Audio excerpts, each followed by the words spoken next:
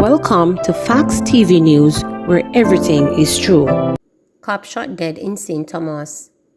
A 37-year-old policeman was shot dead on Monday afternoon in York District in Seaford, St. Thomas.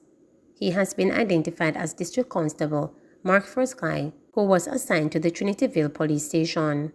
Information reaching reporters is that about 3:10 p.m., the cop received a call from residents that strange men were seen in a lane off York Main Road.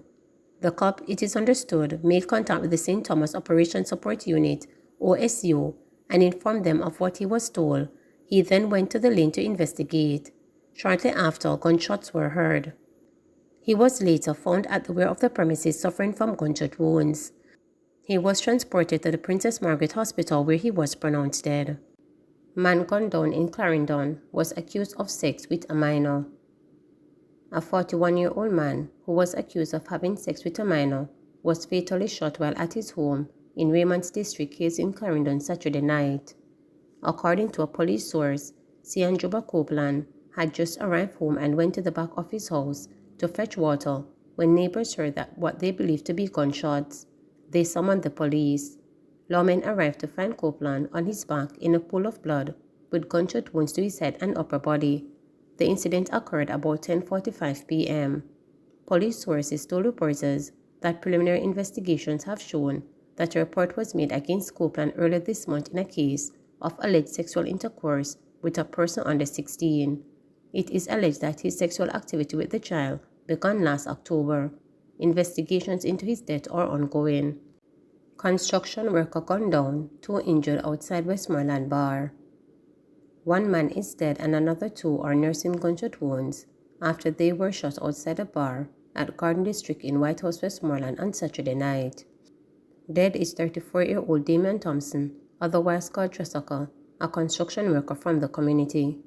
Reports from the Corporate Communications Unit of the Jamaica Constabulary Force, CCU, are that about 10 p.m., Thompson was among a group of people at the location when unknown assailants arrived and opened gunfire, hitting him and 2 others. The police were summoned and the injured men were transported to the hospital, where Thompson was pronounced dead. The other patrons escaped unhurt. The Westmoreland police reported that as of February 8, 9 persons have been murdered in the parish. Investigations continues. RGD workers off the job. Operations across the network of locations at the Registrar General's Department RGD are being affected by industrial action by some workers. It's understood that the workers are upset about monies owed to them under an employment incentive program for the period 2016 to 2019. Reporters were informed that part payment was made under the program. The workers are also upset about the realignment of the pay structure.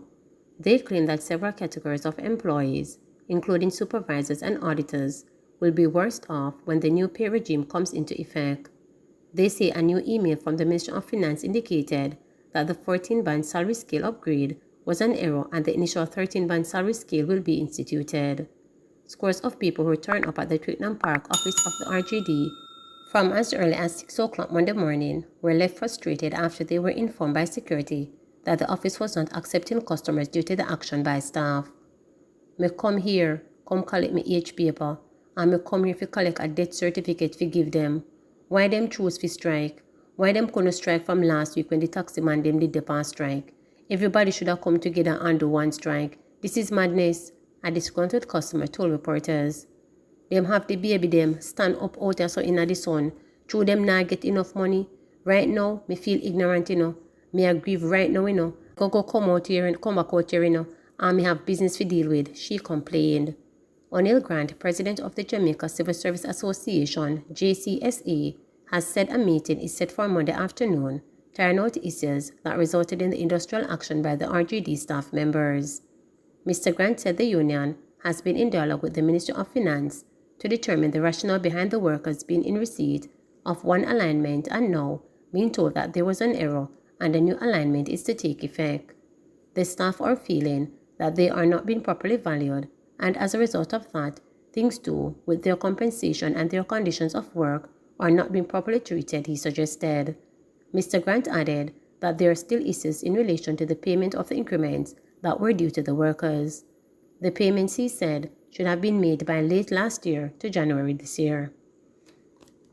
National Drought Committee meeting to address severe drought conditions. Member of Local Government Desmond McKenzie says the National Drought Committee has been meeting to come up with solutions to the current severe drought conditions. Speaking at the opening ceremony for the water shop in Michael in Manchester, Mr. McKenzie said water has dried up in several areas. He said the government is working to bring water to residents of affected communities. As it relates to the water shops, Mr. McKenzie chastised persons who are allegedly using the facilities for commercial purposes.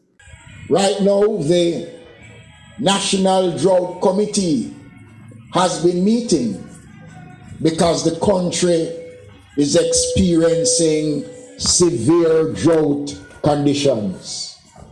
And the committee has been meeting to find an answer in helping communities where water has dried up, to bring water to these communities.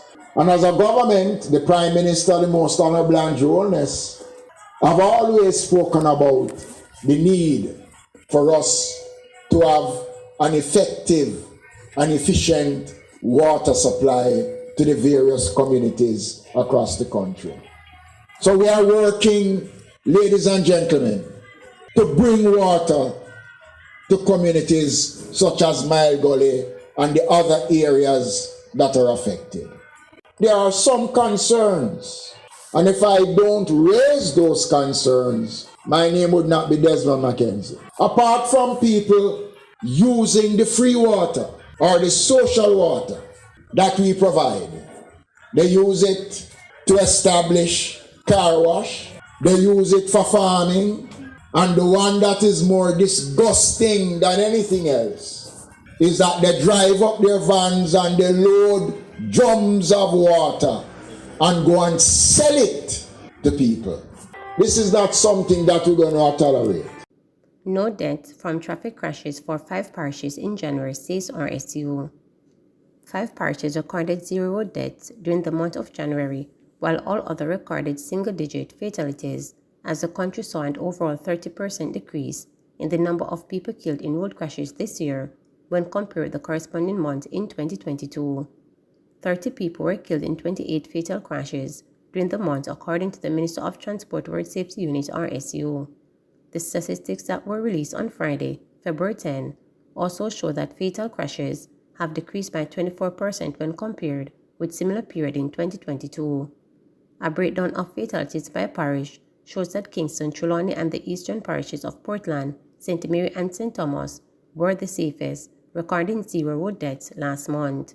St. Anne had 1 death attributable to the road traffic incident, while 2 deaths, which were recorded in Clarendon, St. James, and Westmoreland. Hanover had 3 road fatalities, while 4 people were killed in St. Elizabeth and Manchester.